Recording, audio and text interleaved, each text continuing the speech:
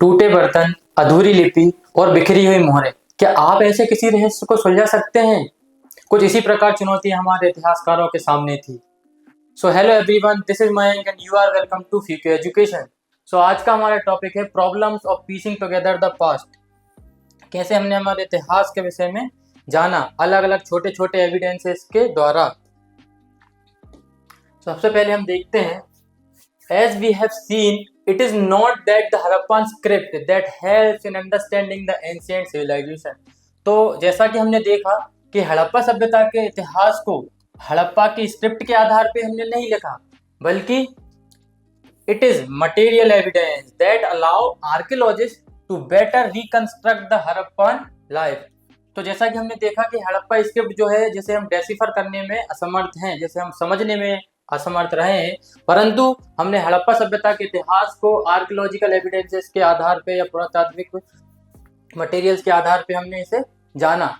So this material could be of pottery. और कौन कौन से मटेरियल रहे हैं उसमें हमने देखा, पॉटरी मिले हैं, बर्तन, टूल्स मिले हैं, ऑर्नामेंट्स, हाउस होल्ड ऑब्जेक्ट जो घर में उपयोगिता होने वाली वस्तु, इस प्रकार के बहुत सारे आर्कियोलॉजिकल एविडेंस मिले हैं। और उन्हीं आर्कियोलॉजिकल एविडेंस के आधार पे हमने हड़प्पा सभ्यता के इतिहास को लिखा है। क्योंकि हड़प्पा सभ्यता की हमें जो स्क्रिप्ट मिली है या इंस्क्रिप्शन मिले हैं या उनके लिटरेरी एविडेंस जो मिले हैं, उन्हें हम डेसिफर करने में, समझने में, जानने में असमर्थ रहे हैं। तो केवल हमने आर्कियोलॉजिकल एविडेंसेस के आधार पे या मटेरियल एविडेंसेस के आधार पे हड़प्पा के इतिहास को जाना या समझा। और कौन कौन से evidence, pottery, tools, ornament, house hold objects. और कुछ ऑर्गेनिक मटेरियल्स मिले थे या नेचुरल मटेरियल्स मिले थे, जैसे कि क्लॉथ मिला, कपड़ा, लेदर, वुड, रीड्स, बांस की कुछ ऐसी लकड़ियां वगैरह मिली, generally decompose specially in tropical region, जो थोड़ी डेट्रिएट हो गई थी या नष्ट हो गई है, सड़ गई हैं। कुछ इस प्रकार से हमें कुछ कुछ ऐसे ऑर्गेनिक मटेरियल्स भी प्राप्त हुए हैं, जिनका उपयोग हमने इतिहास को लिखने में हड़प्पा सभ्यता के उपयोग में लिया है। What survive are stone. क्या क्या सर्वाइव किए, क्या क्या हमको एविडेंसेस मिले हुए हैं जो सुरक्षित रहे हैं, जैसा कि स्टोन हुए हैं, बर्न्ट क्ले, जैसे हम टेराकोटा कहते हैं, पकी हुई मिट्टी, मेटल ऑब्जेक्ट्स हमको मिलते हैं। It is also important to remember that only broken और useless object would have been thrown away. अब जो उपयोग की, उस समय की जो हमें उपयोगिता की जितनी भी वस्तु मिली हुई होंगी, जो मतलब जो सुरक्षित होंगी, उनको तो हमने उपयोग में ले लिया होगा, उस क्षेत्र के लोगों ने अपने उपयोग में ले लिया होगा। लेकिन कुछ ऐसे ऑब्जेक्ट जो ब्रोकन है, बिखरे हुए हैं, टूटे हुए हैं, उन सभी ऑब्जेक्ट को वहां हमने आसपास हमें मिले और उन्हीं एविडेंसेस के आधार पर हमने इतिहास को देखा। Other things would probably have been recycled. और जो कुछ वस्तुएं जो मतलब सुरक्षित रही होंगी, जिनको तोड़ा फोड़ा नहीं गया होगा, उनको लोगों ने रिसाइकल करके अपने उपयोग में ले लिया होगा। Consequently valuable artifacts that are found intact were either lost in the past और होर्डेड एंड नेवर रिट्रीव्ड।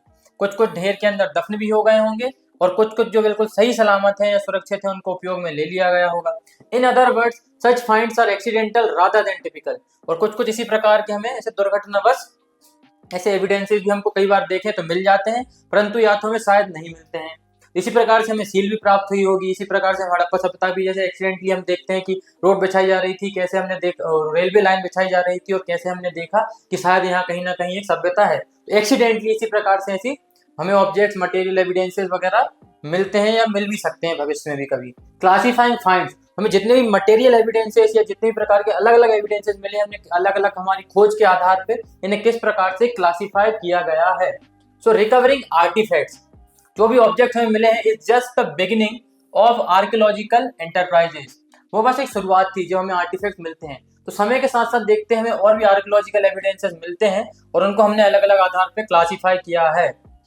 तो जैसा कि हम देखते हैं, one simple pattern of classification. पहला क्लासिफिकेशन का क्या पैटर्न हुआ करता था, is in terms of material remains. सबसे पहले किस आधार पे हमने इसे क्लासिफाई किया, मटेरियल रिमेन्स के आधार पे। सच एज स्टोन, कौन कौन से मटेरियल मिलते हैं, स्टोन मिला है, पत्थर, क्ले, मिट्टी, मेटल, बोन, हड्डियां मिली है, आइवरी मिले हैं। इन सभी जो मटेरियल रिमेन्स है, केवल इन्हीं के आधार पे फर्स्ट क्लासिफिकेशन किया गया है। उसके बाद हम देखते हैं सेकंड क्लासिफिकेशन किस आधार पे किया गया है आर्कियोलॉजिकल एविडेंस का। Second and the more complicated in terms of function, मतलब इनकी उपयोगिता क्या थी, इनसे संबंधित कार्य क्या थे। कोई भी ऑब्जेक्ट है, उसका उपयोग किस कार्य के लिए किया जा रहा है। So archaeologists have to decide whether for instance an artefact जो है वो टूल है और एन ऑर्नामेंट है, या तो ऐसे आभूषण की तरह उपयोग किया जाता था या कोई टूल की तरह उपयोग किया जाता था, और बोथ या फिर दोनों प्रकार से उपयोग किए जाते थे, या फिर कोई रिचुअल यूज के लिए किया जाता या धार्मिक पर्पज के लिए इसको उपयोग किया जाता था। तो यही सब जानने के लिए हमने धीरे धीरे रिसर्च किया गया और उन्हीं के आधार पर हमने क्लासीफाई किया गया किसको, हमारे आर्कियोलॉजिकल एविडेंसेस को। मटेरियल के आधार पे सबसे पहले किस प्रकार से, मटेरियल के आधार पे, और फिर उसके मटेरियल जो मिले हैं हमें उनकी यूटिलिटी क्या थी, उनके फंक्शन क्या थे, उनका कार्य क्या था, उस आधार पे हमने इसे क्लासिफाई किया है। उसके बाद हम देखते हैं understanding of the function of an artifact is often shaped by its resemblance with the present day thing. Weeds, coins, stone blades, pots are obvious example. जैसा कि हम देखते हैं कि इन्होंने मतलब रिलेट किया कि जैसा कि हम वर्तमान में जिन वस्तुओं का उपयोग करते हैं, अगर उसी प्रकार की वस्तु हमें हड़प्पा सभ्यता के काल से भी प्राप्त हुई है, तो कहीं ना कहीं जिस प्रकार हम आज वर्तमान उन वस्तुओं का उपयोग करते हैं, शायद उसी प्रकार के वही वस्तु का उस हड़प्पा सभ्यता के समय भी उपयोग किया जाता हो। जिस प्रकार से हम देखते हैं, जैसे कि कॉइन्स देखते हैं, ब्लेड देखते हैं, इनको हम आज वगैरह काटने में उपयोग करते हैं, पॉट्स वगैरह, मटके वगैरह या बर्तन वगैरह हम कोई वस्तु रखने के लिए उपयोग आज भी करते हैं, और शायद कहीं ना कहीं हड़प्पा सभ्यता के लोग भी इसी प्रकार से अपनी वस्तुएं, आभूषण वगैरह रखने के लिए करते थे। बीड्स वगैरह, मनके वगैरह, आभूषण बनाने के लिए आज हम जिस प्रकार से बीड्स वगैरह यूज करते हैं, उसी प्रकार से हड़प्पा सभ्यता के लोग भी इनका उपयोग उसी सेम प्रकार से किया करते होंगे। इसी आधार पर हमने अपने अपने assumption लगाए। Archaeologist also try to identify the function of an artifact by investigating the context in which it was found. Was it found in house or in drain, in a grave or in a kiln? मतलब भट्टी बोलते हैं। तो अलग अलग object अलग अलग क्षेत्र के अनुसार मिले हैं, उन्हीं क्षेत्रों के अनुसार उन्होंने अजम्पशन लगाए गए हैं कि कोई ऑब्जेक्ट ड्रेन में पास मिला है तो कहीं ना कहीं इसका उपयोग ड्रेन वगैरह बनाने के लिए किया जा सकता है। कुछ ऑब्जेक्ट्स अगर हाउस में मिले हैं तो कहीं ना कहीं वो हाउस होल्ड ऑब्जेक्ट्स होंगे। कुछ ग्रेव्स में मिले हैं तो कहीं ना कहीं वो ग्रेव वगैरह से रिलेटेड ऑब्जेक्ट्स होंगे, जो मतलब ग्रेव के साथ साथ दफनाए गए हों। कुछ किल्न भट्टी के पास मिले होंगे तो कहीं ना कहीं वो ऑब्जेक्ट भट्टी के लिए उपयोग किए जाते होंगे, या भट्टी से निर्मित ऑब्जेक्ट्स वगैरह हो सकते हैं। इसी प्रकार से अलग अलग हमें मटेरियल ऑब्जेक्ट्स या मटेरियल रिमेन्स प्राप्त होते हैं। Sometimes archaeologists have to take recourse to indirect evidences, और कुछ इनडायरेक्ट एविडेंसेस का भी उन्हें उपयोग करना पड़ता था, किसको, आर्कियोलॉजिस्ट को। For instance, though there are traces of cotton at some Harappan site, हमें किसके साक्ष्य मिलते हैं, एविडेंस मिलते हैं, कॉटन के साक्ष्य हमें कहां से मिलते हैं, हड़प्पन साइट से। कॉटन या कॉटन क्लॉथ्स का हमें ऐसा इसके साक्ष्य एविडेंसेस प्राप्त होते हैं। To find out about clothing we have to depend on indirect evidence including depictions in sculpture. और हमें अलग अलग प्रकार के कॉटन से संबंधित डिपिक्शंस हमें कहां पे मिले हैं, स्कल्पचर पे मिले हैं, मूर्ति पे मिले हैं। इस हड़प्पन साइट से हमें कॉटन के एविडेंसेस, कॉटन क्लॉथिंग के एविडेंसेस हमें प्राप्त होते हैं। So archaeologist have to develop frames of references, अलग अलग चीजों के रेफरेंसेस आर्कियोलॉजिस्ट ने अलग अलग तरीके से लिए। We have seen that the first Harappan seal that was found could not be understood till archaeologist had a context in which to places. सबसे पहले आर्कियोलॉजिस्ट ने जो सील प्राप्त हुई थी, उन्हें यह पता नहीं लगा कि इस जो सील मिली है इसका उपयोग किस कार्य से संबंधित है, परंतु समय के साथ साथ उन्होंने रेफरेंस लगाए। देखते हैं किस चीज के रेफरेंस लिए, both in terms of cultural sequence in which it was found and in terms of comparison with the finds in Mesopotamia। तो अलग अलग कल्चरल सीक्वेंस से भी उसे रिलेट किया गया, और जो मेसोपोटामिया वगैरह की साइड से भी हमें कुछ इसी प्रकार के ऑब्जेक्ट मिले हैं, उसी से भी इसे कंपेयर किया गया। तो इन्हीं के रेफरेंस लिए और इसी के आधार पे हम देखते हैं आगे क्या हुआ। अब इसी के आधार पर हमने इतिहास को लिखा और आगे देखते हैं कि किस प्रकार के प्रॉब्लम्स हमें इंटरप्रिटेट करने में उस समय आई इन्हीं आर्कियोलॉजिकल एविडेंसेस से संबंधित। So the problems of archaeological interpretations are perhaps most evident in attempts to reconstruct religious practices. अब देखते हैं कि यही आर्कियोलॉजिकल एविडेंसेस को हमको इंटरप्रिटेट करना है, लेकिन रिलीजियस आधारों पर करना बहुत जटिल रहा उस समय, कि हमें उसमें समस्याएं उत्पन्न होने लगी कि शायद यह ऑब्जेक्ट कहीं रिलीजियस प्रैक्टिसेस वगैरह के उपयोग के लिए तो नहीं आते थे। उसी के साथ हम देखते हैं early archaeologists thought that certain objects which seemed unusual और unfamiliar may have had a religious significance. तो उस समय के जो आर्कियोलॉजिस्ट हुआ करते थे, जो ब्रिटिश आर्कियोलॉजिस्ट वगैरह हुआ करते थे, एक्सकेवेटर हुआ करते थे, तो उन्हें अगर उस विषय में कहीं भी जानकारी नहीं पता या कुछ भी मिस्टीरियस चीज मिलती थी तो कहीं ना कहीं वो उसे रिलीजियस सिग्निफिकेंस का बता दिया करते थे। So these included terracotta figurines, तो उन्हें एक टेराकोटा का एक फिगर मिलता है, टेराकोटा फिगर ऑफ वुमेन का एक टेराकोटा फिगर मिलता है, तो वह बोल देते हैं कि यह कहीं ना कहीं रिलीजियस सिग्निफिकेंस से रिलेटेड है। हेवीली ज्वेल्ड, जिसने बहुत सारे आभूषण रत्न पहने हुए हैं, सम विथ एलेबोरेटेड हेड ड्रेसेस, जैसे सिर पर कुछ हेड ड्रेसेस वगैरह ऐसे पहने हुए हैं, इस प्रकार से टेराकोटा का एक फिगरेंट मिलता है तो कहीं ना कहीं वो क्या बोल देते हैं कि यह क्या है, एक मदर गॉडेस है, यह मदर गॉडेस है या यह मदर गॉडेस का स्कल्पचर है। उस समय पर शायद मदर गॉडेस की पूजा वगैरह की जाती होगी, तो यह रिलीजियस सिग्निफिकेंस से रिलेट करके उस समय के आर्कियोलॉजिस्ट ने बोल दिया गया कि जो मदर गॉडेस का जो इमेज है टेराकोटा फिगरेंट जो हमें यहाँ से प्राप्त हुई है। So rare stone statuary of man in an almost standardized posture, seated with one hand on the knee, such as priest king। और priest king का भी हमें क्या मिला है यहाँ से स्टैचू भी प्राप्त होता है, वो ऑलमोस्ट सिमिलरली क्लासिफाइड। और इसी तरह से प्रीस्ट किंग का भी हमें स्टैचू मिलता है, उसको भी वो कहीं ना कहीं बोलते हैं कि यह भी कहीं ना कहीं रिलीजियस सिग्निफिकेंस रखता है हड़प्पा सभ्यता के लोगों से। In other instance structures have been assigned ritual significance.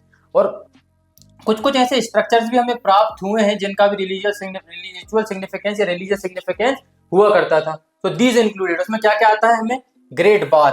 Great bath कहीं ना कहीं हम रिचुअल बाथ के लिए यूज करते थे, सभी लोग मिलकर वहाँ रिचुअल बाथ लेते थे अलग अलग त्योहारों पर, अलग अलग पर्व पर। फायर अल्टर्स जिसे हम यज्ञ वेदिया कहते थे, कहीं ना कहीं शायद हड़प्पा सभ्यता के लोग हवन वगैरह भी किया करते होंगे, जिसके हमें एविडेंसेस फायर अल्टर्स हमें अलग अलग क्षेत्रों से मिलते हैं। जैसे कि फायर अल्टर्स के एविडेंसेस हमें कहाँ कहाँ से मिलते हैं, कालीबंगन, लोथल, यहाँ से हमें फायर अल्टर्स के एविडेंस मिलते हैं। इसके अलावा भी कुछ साइट्स हैं जैसे कि बनावली है, राखीगढ़ी, वहां से भी हमें कहीं ना कहीं फायर अल्टर के एविडेंसेस प्राप्त होते हैं।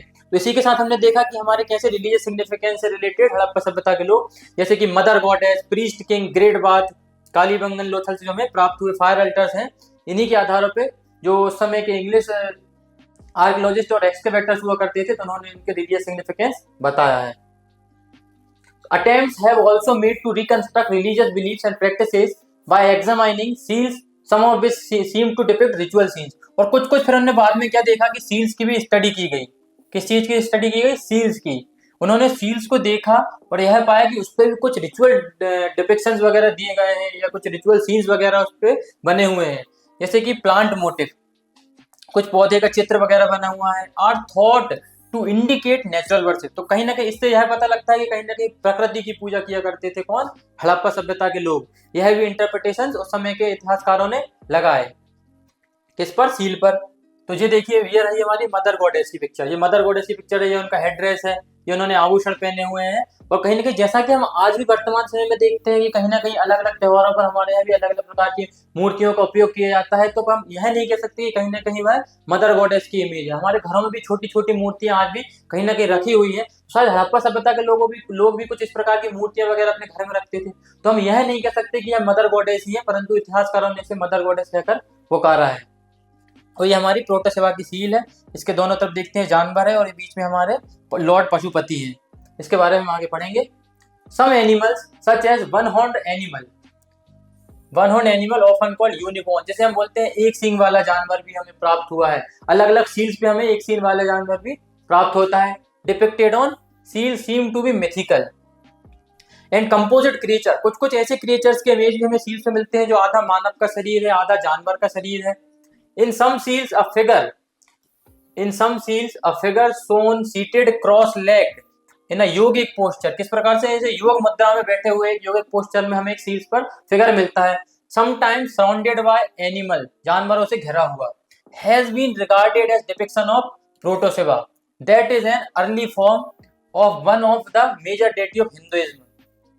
ये देखिए, जैसे हमने देखा, ये हमारी प्रोटोसेवा की इमेज है।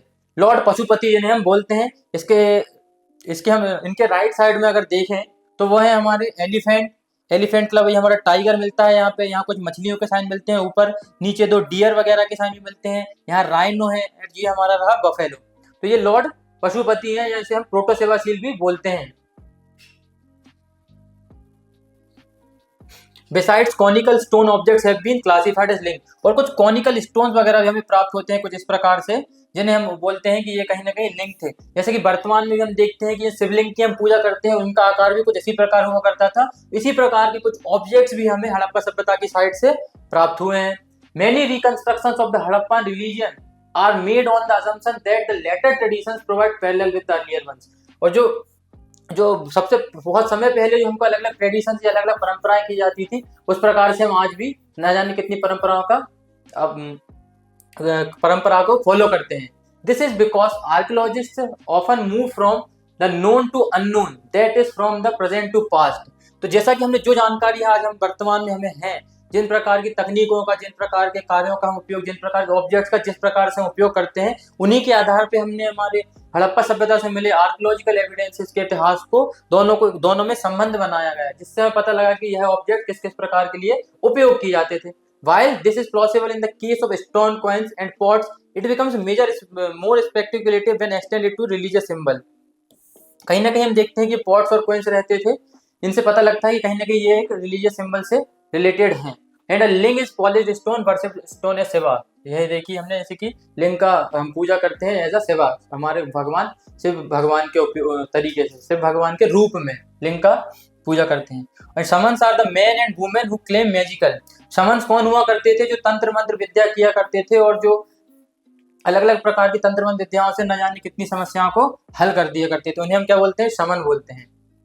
Let us look for instance at the प्रोटोसेवा seal. तो हम प्रोटोसेवा सील में क्या देखते हैं? The earliest religious text the Rigveda 1500 to 1000 BCE mention a God named Rudra. एक भगवान का नाम जिसमें इनका वर्णन किया जाता है, जिन्हें हम रुद्र कहते हैं। Which is the name use for Shiva, जिनका पर्यायवाची क्या है? शिवा। रुद्र को ही हम क्या बोलते हैं? पर्यायवाची बोलते हैं। In later Puranic tradition in the first million CE also, chapter 4 में देखेंगे हम बाद में। However unlike Shiva, Rudra in the Rigveda is neither depicted as Pashupati. तो ऋग्वेद में कभी कहीं ना कहीं भी इस प्रकार का वर्णन नहीं किया गया है कि जो शिवा है, जो रुद्र हैं, उनको हम पशुपति लॉर्ड भी कहकर पुकारते हैं। इस प्रकार की हमको कोई भी एविडेंसेस वहां से प्राप्त नहीं हुए हैं। परंतु जैसा कि हम देखते हैं कि हमें हड़प्पा सभ्यता की जो सीन मिलती है, उसमें हमें लॉर्ड पशुपति मिलते हैं और उनका कुछ स्ट्रक्चर इस प्रकार से उनका डिपिक्शंस किया गया है, या इनका फिगर इस प्रकार से दिया गया है। So in other words this depiction does not match the description of the Rudra in Rigveda. Rigveda में जो रुद्र का डिस्क्रिप्शन दिया गया है या वर्णन दिया गया है, उसमें और इसमें बिल्कुल असमानताएं देखी गई है। So is this then possible a shaman as some scholars have suggested. और कुछ स्कॉलर्स ने इसे समन कहा गया है। तो समन कौन होते हैं? जो तंत्र मंत्र विद्या करते हैं और अलग अलग प्रकार की बीमारियों को भी ठीक कर देते हैं, जो एक जगह से दूसरी जगह केवल अपने दिमाग का उपयोग करके ही अपनी तंत्र विद्या से एक जगह से दूसरी जगह की जानकारी प्राप्त कर लेते हैं, उन्हें हम शमन बोलते हैं। और कहीं ना कहीं ये शमन की ही इमेज थी। तो यह हाइपोथेसिस जो दी गई थी कि यह प्रोटो शिवा है, यह रुद्र है या शिवा है, यह नहीं है, यह क्या है? शमन है। कुछ स्कॉलर्स ने यही भी बात कही है। ये रही हमारी प्रोटो शिवा की सील। तो ये हम देखते हैं, दिस इज व्हाट मैके को जो कुछ लिंक्स ऐसे कुछ प्रकार के स्टोन मिले हैं, तो कहीं ना कहीं उसने देखा, इसे उसने चेस बोर्ड के फॉर्म में ऐसा माना है कि ये कहीं ना कहीं चेस बोर्ड थे। और कुछ आर्कियोलॉजिस्ट ने बोला कि ये कहीं ना कहीं लिंग वगैरह हुआ करते थे, या शिवलिंग वगैरह हुआ करते थे, जिनको वर्शिप के लिए यूज किया जाता था। तो यह अर्नेस्ट मैके को प्राप्त होते हैं, उसने इसे चेस बोर्ड कहा है। तो यह हमारा एक बरियल, यह हमें हड़प्पा से प्राप्त होता है। और यह हमारे टेराकोटा के कार्ड हुआ करते थे, ये भी हमें कहीं की साइड से प्राप्त होता है। यह हमारी टाइमलाइन, जैसा कि हम देखते हैं lower palaeolithic, then middle palaeolithic, upper palaeolithic, mesolithic, neolithic में एंटर करते हैं। फिर हम नियोलिथिक से चैल्कोलिथिक में फर्स्ट यूज ऑफ कॉपर होता है। तो उसके बाद हड़प्पा सिविलाइजेशन हमारी शुरुआत होती है 2600 BC से। अर्ली आयरन मेगालिथिक बरियल मिलते हैं। अर्ली हिस्टोरिक पीरियड 600 BC से 400 BC से होता है। फिर टाइमलाइन सेकंड आती है, इसमें हम देखते हैं 1921 में दयाराम साहनी ने हड़प्पा की खोज की। मोहनजोदड़ो ने 1922 में राखलदास बनर्जी द्वारा मोहनजोदड़ो की खोज की गई। राखलदास बनर्जी द्वारा 1922 में मोहनजोदड़ो की खोज की गई। उसके बाद हम देखते हैं रैम व्हीलर ने एक्सकेवेट किया हड़प्पा को। फिर एसआर राव आते हैं हमारे, लोथल की खोज करते हैं। कौन? एसआर राव 1955 में। बीबी लाल, बी के थावर कालीबंगन का एक्सकेवेशन करते हैं। एमआर मुगल भावलपुर में करते हैं। A team of German and Italian archaeologist began surface exploration Mohenjodaro में। अमेरिकन टीम हड़प्पा में भी करती है। Then RS. बिष्ट आते हैं जो हमारे धोलावीरा में एक्सकेवेशन करते हैं। इसकी खोज लेकर जेपी जोशी ने की थी। Amarendra Nath starts excavation at Rakhigarhi. And Basant Shinde begin archaeogenetic research at Rakhigarhi में बसंत सिंधे अपने रिसर्च करते हैं, जिसके आधार पर हमने देखा कि आर्कियो जेनेटिक्स नाम की तकनीक का इसमें उपयोग किया गया था राखीगढ़ी पर। So with this we have completed our session. Harappa को समझना अपने आप में एक बड़ी चुनौती है। सुराग थोड़े से हैं और जवाब भी आज अनसुलझे हुए हैं। सो पर इन्हीं अधूरी कहानियों को पढ़ने में मजा भी बहुत आता है। So with this we have completed our session. Thank you very much, and don't forget to like, share and subscribe. Thank you.